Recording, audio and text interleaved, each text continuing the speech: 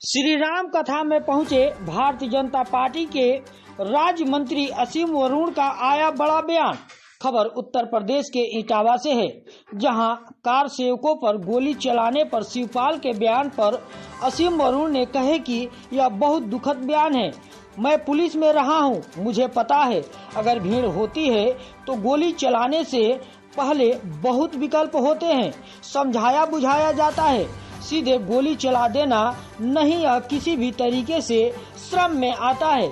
और रही बात संविधान सुरक्षा की, तो गौरव की बात है कि पूरे देश के लिए भगवान श्री राम का मंदिर का निर्माण हो रहा है। कहीं कोई विवाद नहीं है, कहीं कोई कर्फ्यू नहीं लग रहा है, कहीं कोई गोली नहीं चल रही है, शांतिपूर्ण तरीके से कार्यक्रम हो रहा है, क्योंकि कोर्ट के आदेश पर पूरा इंतजाम किया गया है। राम भक्तों के ऊपर गोली चलाना यह एक निकृष्ट सरकार की निशानी थी और उसको आज बचाव करना, जस्टिफाई करना पुनः प्रदर्शित करता है कि शिवपाल सिंह जी और अखिलेश यादव जी की सच में कोई परिवर्तन नहीं है। वह इस तरीके से राम विरोधी हैं, राम भक्त उनके अंदर नहीं है। देश ने उन लोगों को दंड दिया है। यदि विरोधियों द्वारा यह कहा जाए कि हम राम मंदिर के प्राण प्रतिष्ठा में 22 तारीख को नहीं जाएंगे, इसमें कोई अचंभे की बात नहीं है। इन लोगों ने राम मंदिर को लेकर कभी भी अपना योगदान नहीं दिया। श्री राम जी की कथा सुनने का आनंद मिल रहा है और मुझको भी यह अवसर मिला है। पूरा विश्व राम में मगन है। 22 तारीख को रामलला की मूर्ति की प्राण प्रतिष्ठा होगी और उसके उत्साह अपनी अपने भक्तों का इंतजार कर रहे हैं। सारे 5 साल वर्ष यह अपमान के वर्ष सादगी थी। कई पीढ़ियों ने इस दर्द को झेला है। यह भारतीय संस्कृति का समय है। विकसित भारत का हम एक विकल्प ले रहे हैं। अपनी राम भक्त के साथ पर हमारी टिकी हुई है।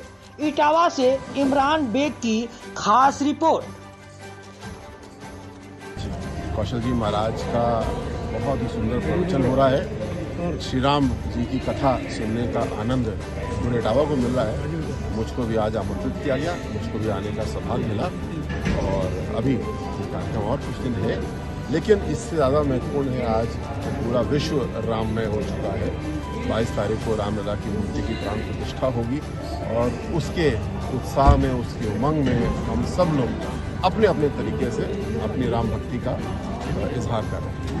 लंबे संघर्ष के बाद राम भक्तों के लिए एक बहुत बड़ा दिन होने वाला है। 22 तारीख 3 दिन बचे हुए हैं। किस तरीके से आप बिल्कुल सही कह रहे हैं। 550 साल लगभग प्रतीक्षा हुई। ये अपमान के वर्ष थे, सदियाँ थी और करीब 20-22 पीढ़ियों ने इस दंश को झेला है और हम लोग का ये बहुत बड़ा सौभाग्य कि हमारे सामने ये सुखद क्षण आ रहा है। लेकिन ये केवल एक क्षण नहीं है, ये एक बहुत महत्वपूर्ण पड़ाव है। ये भारतीय संस्कृति का जो उत्तरायण है उसका समय है, क्योंकि यही नहीं है, एक और विकसित भारत का हम संकल्प भी ले रहे हैं। युवा भारत हम हैं, ये हमें पता है, और साथ साथ अपनी संस्कृति में, अपनी राम भक्ति में हमारे पैर बहुत मजबूती के साथ ज़मीन पर टिके हुए हैं। ये तीनों चीज़ों का जब समागम हो रहा है तो निश्चित रूप से प्रधानमंत्री ने पूरे देश के लिए संकल्प लिया है कि हमको विकसित भारत बनना है। वो बनेगा ही, उसको कोई रोक नहीं सकता। चारों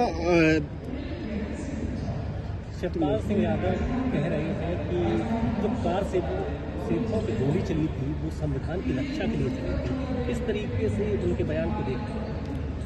ये बहुत दुखद बयान है। मैं पुलिस में रहा हूँ, मुझे पता है अगर भीड़ होती है तो गोली चलाने से पहले भी बहुत सारे विकल्प होते हैं। समझाया बुझाया जाता है, बैरियर लगाया जाता है, वाटर कैनन होता है, टीयर गैस होता है।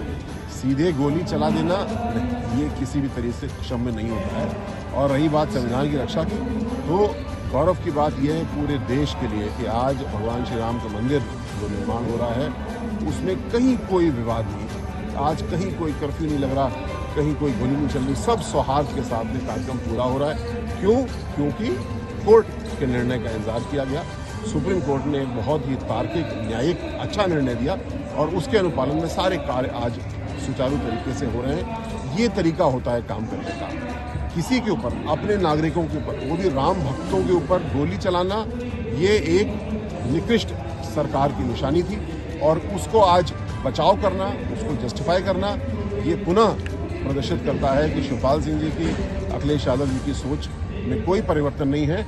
वो उसी प्रकार के राम विरोधी हैं, राम भक्ति उनके अंदर नहीं है और उसी का दंड वो लोग भुगत रहे हैं। देश ने उनको दंड दिया है।